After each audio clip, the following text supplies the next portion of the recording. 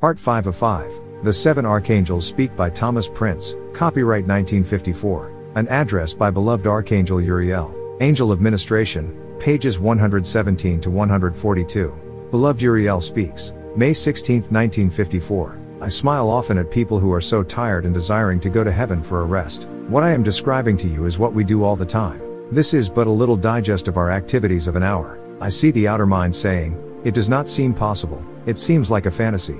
Yet, how do you know what has been going on in heaven for the last 6 million years? Nobody told you. It seems like fantasy to the outer self. When we part the veil, we tell you what is here, and the outer mind says it couldn't be. All these things couldn't happen. Oh, dear God, the human self is so strange. Be assured those blessed souls who want to get out of work had better not plan to come here. Now while the Wezak Valley is filled with all the people of the East and all the angels of ceremonial belonging to Saint Germain's legions are taking office in the West, in the sixth sphere the activity of the Sacred Heart takes place. In the other 6 spheres there are also activities going on just as magnificent, and that is just our sun. Our sun is just one of the 7. The 7 suns are all engaged in activities that would stagger the human mind, but no one has ever told mankind about them. Thus, when you part the veil for a moment, it seems fantastic. That is the activity of life's constant service. I shall tell you what is going on in the Temple of the Sacred Heart before we close. There are some 300 million life streams who have been passed by the karmic board, all of whom have vowed to serve the light according to their capacity.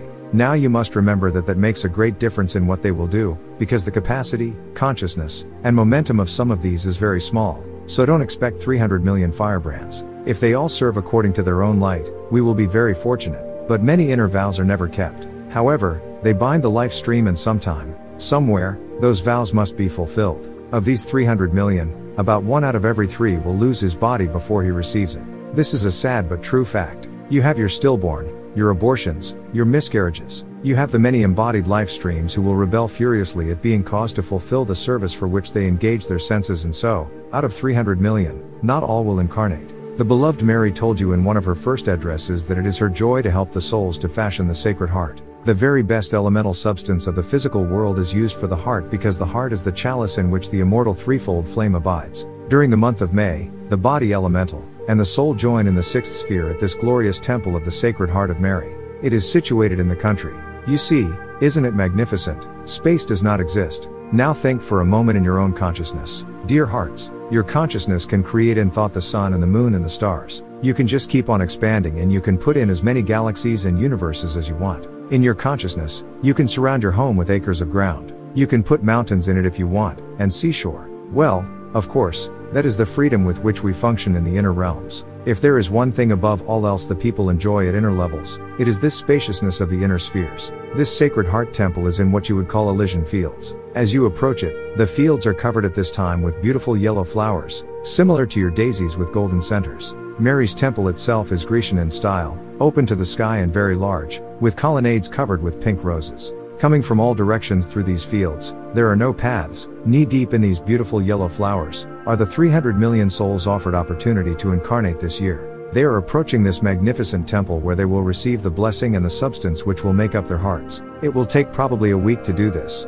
but as it began today, I would like to give it to you in just a digest. Most of these souls are in their etheric bodies. You know the etheric body is a mirror, it is its nature. The etheric body mirrors all experience. The etheric body takes on the form and shape of the thoughts and feelings. When a man dies, his etheric body looks just like his prostrate form. If the physical body is shriveled up and worn out, the etheric looks like that. When they pass over to the other side, I refer now to the awakened man, the etheric body mirrors its surroundings, and it begins to throw off the appearance of age. Everyone in the inner realms has returned to about a 35-year age. In a few years the etheric body of the newly passed again assumes an appearance of youth. The etheric bodies come to this temple, but the physical substance which will make up the next earth body will cause the body elemental and the etheric body to be misshapen again, if such is the type of garment which the soul has earned. There is often a rebellion in the body elemental, and there is rebellion in the freedom in the etheric body because of the lightness and happiness it has had. When the life stream is required to enter into a grotesque form, or a misshapen form, do you see?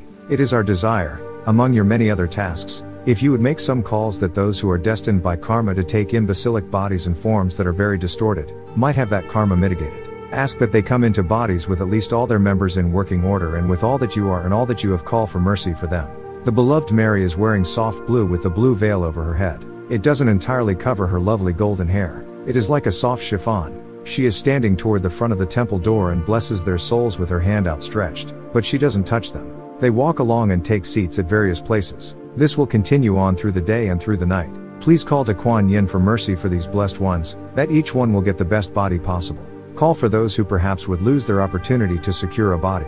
Those who do so lose it, suffer terribly. Imagine being passed by the karmic board, then losing opportunity to incarnate. It is a great trial. The individuals are picked out and given a chance. 2 people have been denied incarnation so that they can come in, and then, just when the body is fashioned, it is destroyed and that opportunity is lost. That is also cause for sadness and rebellion. Please make the call that they receive the best possible garments, as the incarnating life streams come in. If you will just visualize them and feel the violet flame passing through them, it will help.